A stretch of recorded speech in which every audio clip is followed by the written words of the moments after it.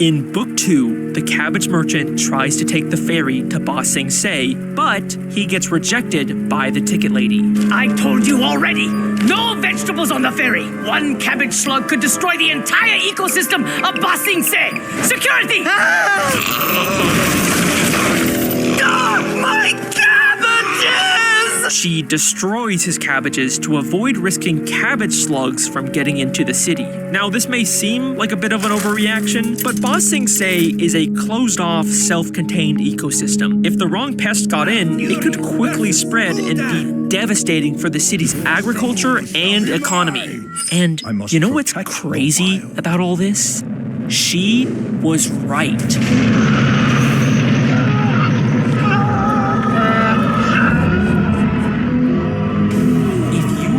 Really closely as the cabbage cart gets destroyed, you can just barely see a cabbage slug flying through the air. One cabbage slug could destroy the entire ecosystem of Ba Sing Se! Listen to what the lady says. A single cabbage slug would destroy the entire ecosystem of Ba Sing Se. If the cabbage merchant actually got into Ba Sing Se like he wanted, he would have personally been responsible for the downfall of the capital of the Earth Kingdom.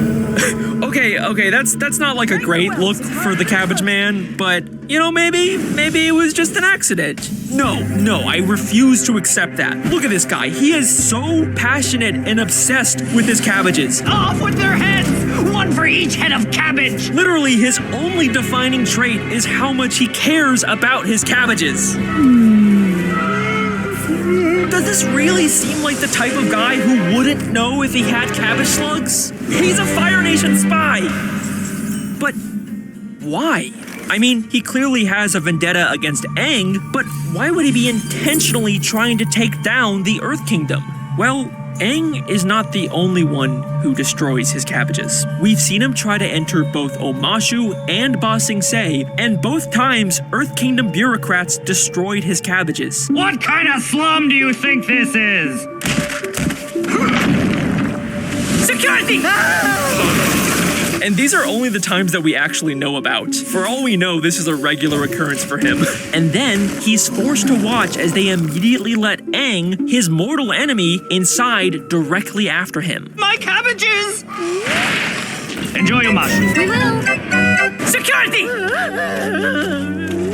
It is my pleasure to help. All right, we scammed that lady good. He didn't even have a ticket to get into Ba Sing Se. What the hell? And when Aang does destroy his cabbages, and he tries to get justice, you're gonna pay for this! Off with their heads! One for each head of cabbage! guess what the Earth Kingdom authorities do to Aang? What is your judgment, sire? Throw them a feast!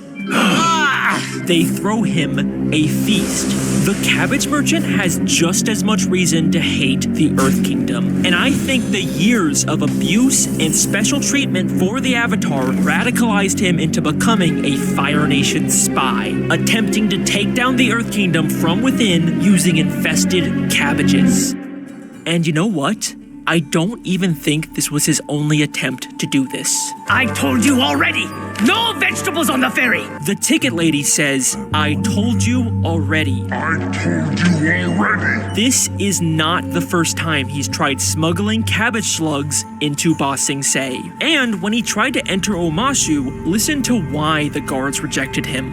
Rotten cabbages? What kind of slum do you think this is? Rotten cabbages. I think the cabbage man was once again trying to sneak in infested cabbages into Omashu. And you know what? I think this time he actually succeeded. Despite being rejected and having his cabbage cart completely destroyed, just a few minutes later we see him inside of the city with a whole new cart full of cabbages. My cabbages! My cabbages! Like what?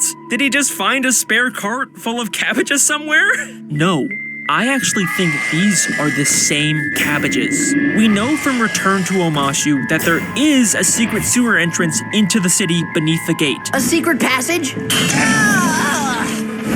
Which is exactly where the merchant's cabbages were thrown.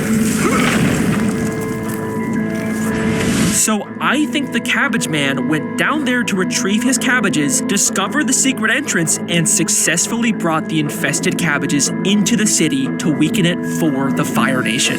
And you know what's really crazy about this? It worked. The next time we see Omashu, it's been conquered by the Fire Nation. The Earth Kingdom city of Oh no. They even make a point to tell us how surprising this is and how Omashu had never been conquered for the entire 100-Year War. I can't believe it. I know the war has spread far, but Omashu always seemed untouchable. Up until now it was. So why is it now suddenly so vulnerable? It's because of the Cabbage Merchant! And this is also exactly what happened to Ba Sing Se. He was rejected entry, his cabbages got destroyed, but then later we see him inside of the city with cabbages. What, did he take the fucking Serpent's Pass? And then shortly after he arrives and starts selling his cabbages, the city gets conquered by the Fire Nation. I'm starting to notice maybe a little pattern here. You can't deny it anymore. There's too many connections. The Cabbage Merchant is working for the Fire Nation to help take down the Earth Kingdom and spy on the Avatar. And speaking of which, how exactly is the Cabbage Merchant spying on the gang? Like, obviously they've bumped into each other a couple times, but Zuko and the Ember Island players have a ton of information about the gang. Here's what you missed. We went to the Fire Nation, and you got better, and I got a sword, and I think Combustion Man died. Like, way more than anyone should have. It almost feels like there's something else going on here. And if you don't believe me, I reached out to a certified Avatar expert to see if there was any more examples of the Fire Nation knowing things they shouldn't. Right, so like in Book 3, when everyone thinks Aang is dead, how does Zuko's assassin Combustion Man keep finding them? It couldn't have just been dumb luck 3 times in 8 episodes that he was just around, right? Seems unlikely. And how'd they know to put Toph in a wooden cell anyway? I'm gonna turn you in and collect a reward. Then you metal bend yourself out of jail. Hey, what kind of cell is this? A wooden one. If you think about it, no one in the Fire Nation should know that metal bending exists. Toph only created it a few weeks ago, and the only people that have seen it are from the Earth Kingdom, and the Fire Nation troops aboard that ship were probably just horribly killed by the Serpent. And Toph never uses metal bending in her scams in that episode, only earth bending. So why in the world would the Fire Nation town guards think they use a wooden cell when they're not even aware that metal bending is a thing? Thank you, Mr. Overanalyzing Avatar. So, how could the Fire Nation possibly know all of this? Especially the stuff in Book 3 when the Cabbage Merchant isn't even around. It's almost like the Fire Nation has another way to spy on the gang. A way that still involves the Cabbage Merchant, even if he isn't nearby.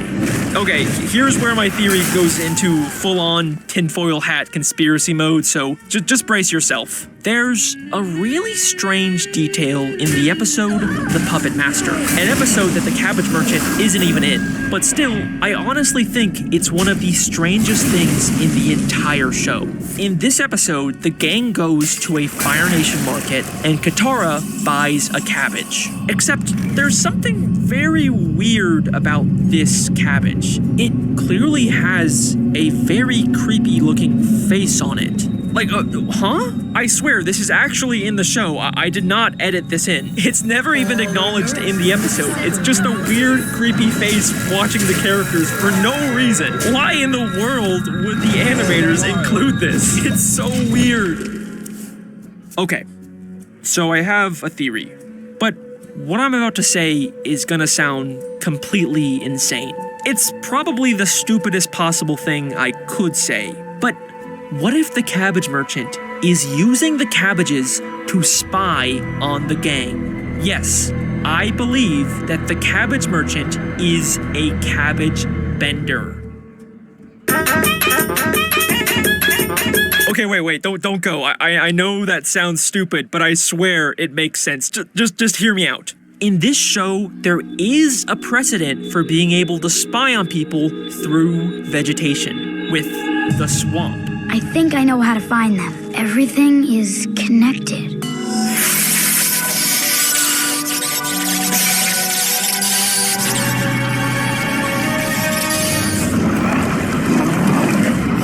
Come on, we've got to hurry. And it isn't even just like an avatar power either. Toph can use the swamp vines to literally see the entire world. I'm more connected to the world than you've ever been. I can see Sue and Lin, Zhao Fu and Republic City. I see everything. Now, obviously, this cabbage is not part of the swamp.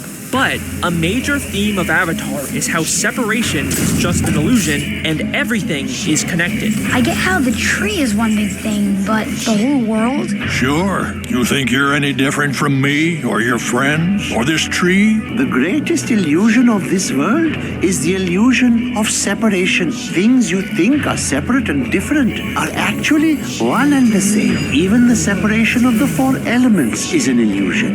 We're all connected. Everything is connected. So everything in this world, including the cabbage merchant and cabbages across the entire world, are connected. And I think the merchant is somehow tapping into this connection to spy on the gang. I think like technically you could do this with anything in Avatar. He's just like really honed his ability on cabbages. He's cabbage bending, and I have evidence to prove it.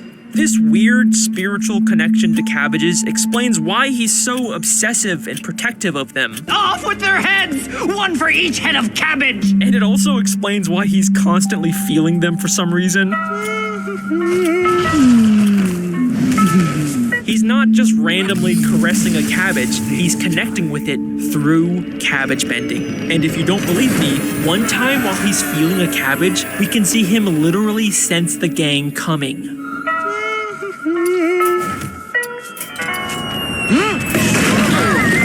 Like, yeah, there was a falling sound, but if you listen closely, he senses them before we can hear the sound.